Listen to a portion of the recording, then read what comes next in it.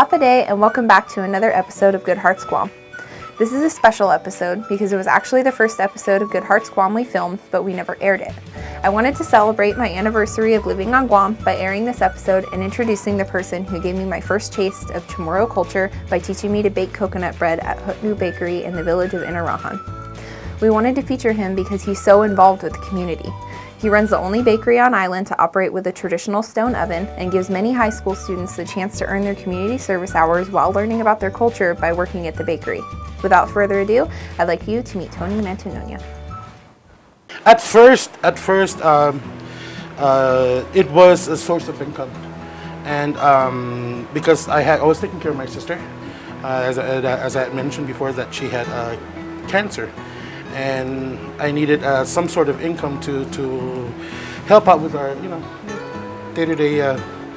Though she was being taken care of by the system, but there was still some stuff that I needed to pay and all that. So part of it, the beginning of it was for a source of income, and then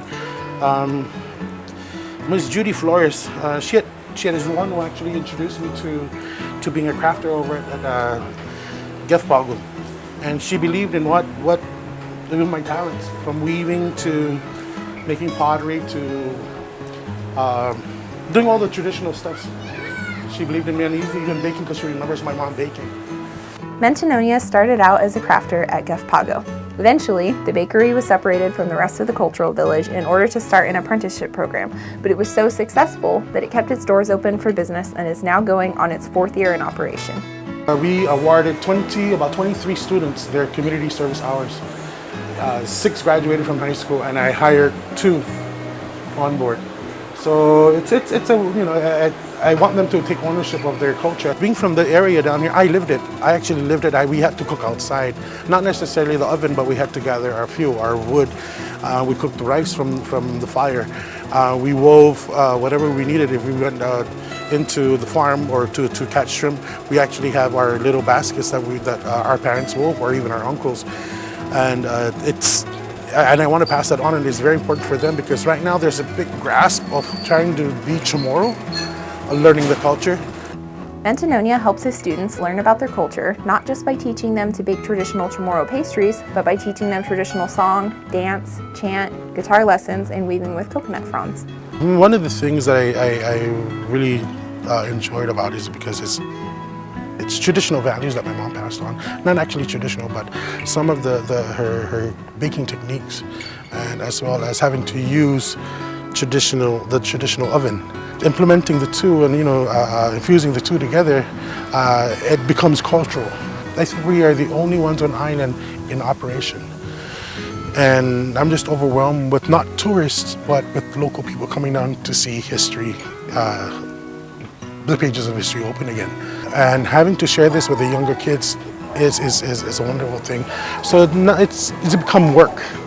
And as you saw earlier, we're joking around and everything. So once it becomes, work becomes play now for us.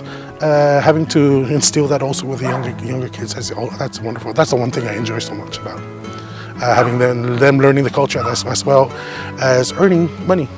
Much of the Chamorro culture was lost because of the occupation of Guam by other countries over an extended period of time. So work like that of Mantanona is incredibly important to cultural preservation.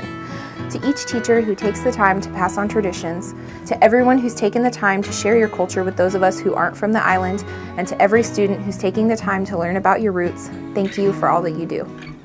There are many teachers of Chamorro culture here on island, so I encourage you to seek them out. If you're interested in learning more from Tony, or if you just want to see the Cultural Museum and try some coconut bread for yourself, you can stop by the Hotnu Bakery in Inarajan on Saturdays and Sundays from 9 a.m. to 4 p.m. That's it for this episode of Good Hearts Guam. If you know of anybody doing anything great for the community and you think they should be featured on our show, send us a message or give us a call. We'd also love to see what our viewers are up to, so email your photos in at the address on the screen or post them on Facebook or Instagram with #OneGuam or #JRMGuam to have them picked to play on TV. Adios, Guam.